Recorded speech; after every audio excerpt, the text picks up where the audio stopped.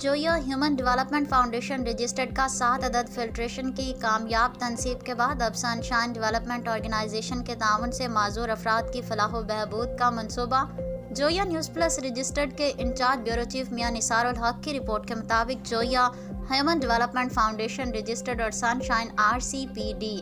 بہاول نگر کے تعاون سے پہلا ایک روزہ فری میڈیکل کیمپ ملخہ 5 نومبر بروز اتوار صبح 9 بجے سے 3 بجے تک علامہ اقبال سکول سسٹم ایمن آباد روڈ نزد قصر اقبال میرج ہال ایمن آباد روڈ پر منعقد کیا جا رہا ہے،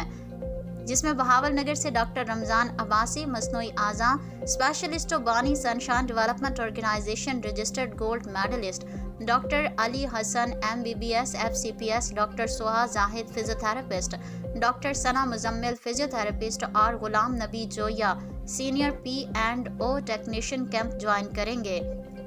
ایسے معذور افراد جو اپنے قیمتی اعضاء سے محروم ہیں، ان کے لواحقین اور